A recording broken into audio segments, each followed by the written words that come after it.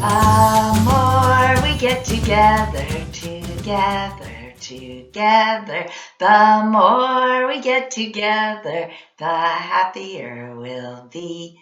'Cause my friends are your friends and your friends are my friends. The more we get together, the happier we'll be. Hi friends, my name is Teacher Cheryl. I'm with Play to Learn Pierce County, a program powered by Green Trike. Today's story is about houses, but it's also about the ways that we can help each other, the ways that we can share and care for each other. And so I thought it would be a good idea while we're listening to this story and doing our project to think about the things that we can share, the ways that we can care and help each other.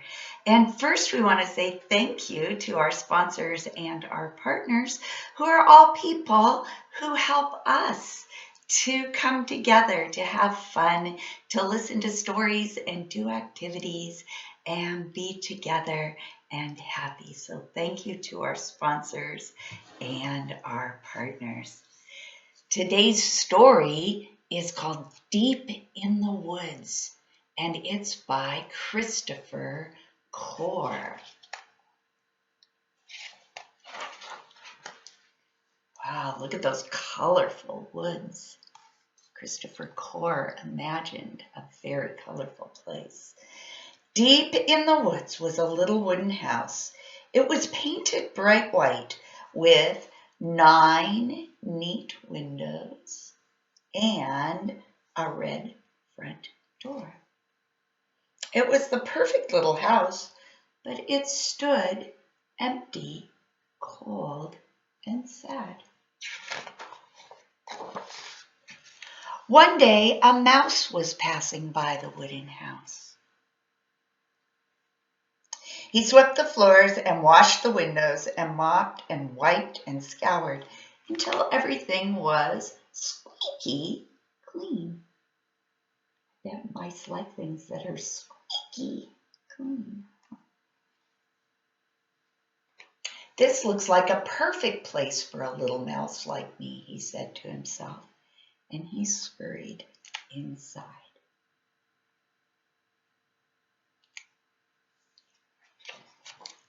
A frog hopped by and saw the wooden house with its 9 neat windows and red front door. This looks like the perfect home, he said, and he went to see if anyone was in. Have you got room for a handsome frog like me, he asked, and the mouse welcomed him inside to live in the wooden house together. Ooh, do you see who's waiting here behind the ferns?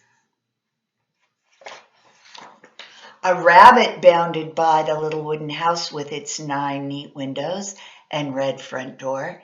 She thought it looked like the perfect home, and so she knocked at the door. Have you got room for a pretty rabbit like me, she asked, and the mouse and the frog welcomed her inside to live in the wooden house together.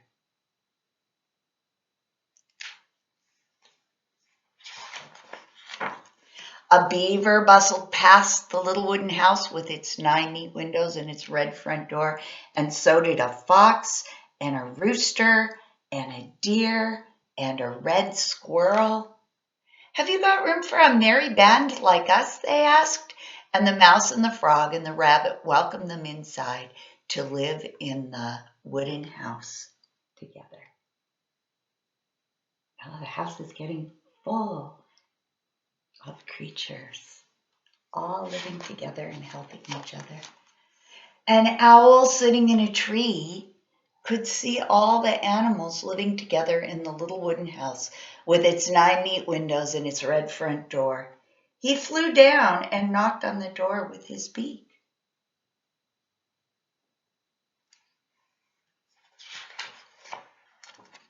And so did 2 magpies and a woodpecker. Have you got room for some feathered friends like us, they asked, and squeezed inside to live with the mouse and the frog and the rabbit and the beaver and the fox and the rooster and the deer and the squirrel. The animals felt very glad to live together in the little wooden house with its 9 neat windows and its red front door. "It's the perfect home," they said.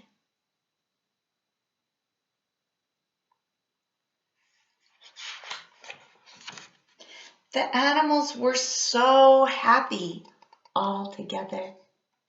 They filled the little wooden house with their singing and their dancing, and they played into the night.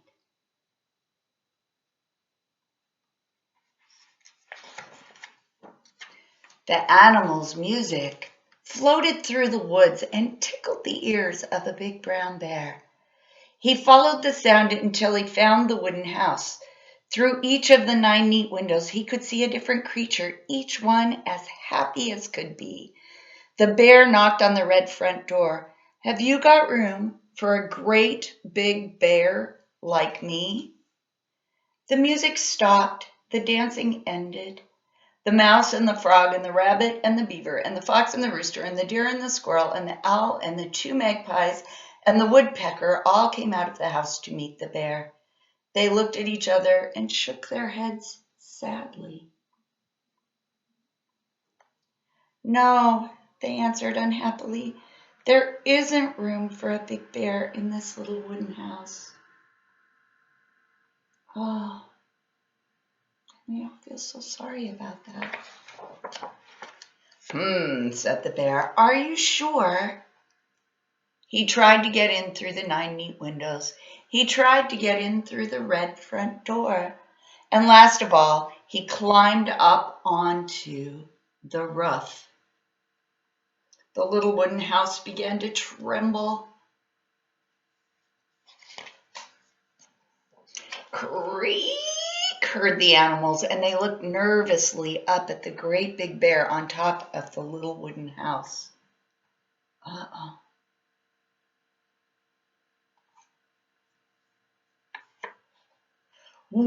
Crumph went the house. Woomph went the bear. "No," cried the animals. "Oh," cried the bear. He dusted himself down. The little wooden house had collapsed underneath him. Oh dear, what do you think is going to happen? Are they going to be mad at the bear? "Oh no," sobbed the animals. "What will we do without our home in the forest?" Bear felt very sad. He wished he could think of a way to help. Oh, they're all crying.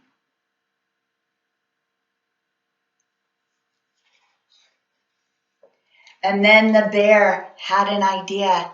He chopped down trees and trimmed the branches and hammered and lifted and banged. The other animals joined in too. They worked and worked until they had built a house that was big enough for everyone. It was the perfect house for a mouse and a frog and a rabbit and a beaver and a fox and a rooster and a deer and a squirrel and an owl and 2 magpies and a woodpecker and a bear. It even had 9 neat windows and a red front door. The only thing left to do now was celebrate.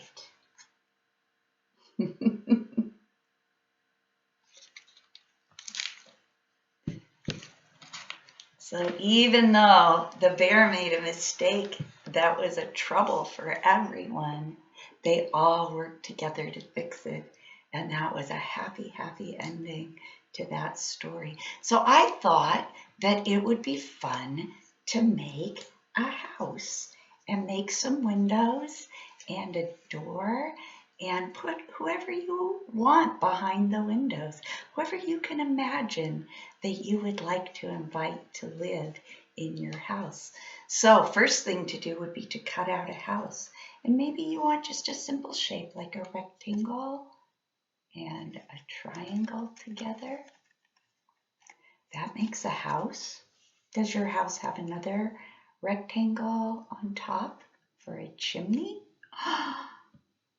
One thing I found out as I was making my windows for my house that I made was that you can choose all sorts of different shapes and colors for your windows, but it's a good idea to color them before you tape them onto your house.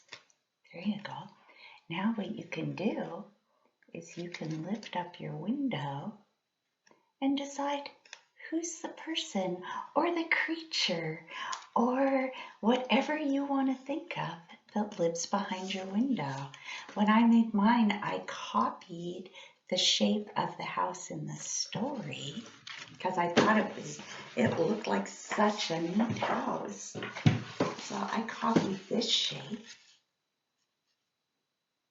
and then I made a whole bunch of windows and doors. So you can decide how many windows do you want. I made 1, 2, 3, 4, 5, 6, 7, 8, 9, 10. I think I counted one twice.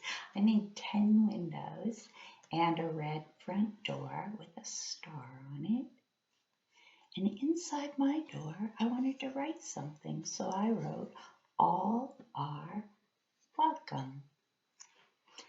And then I started to think about who should be in my house. Maybe somebody I made up, a creature, a heart creature. And see, I made a circle window here and traced the circle and colored it.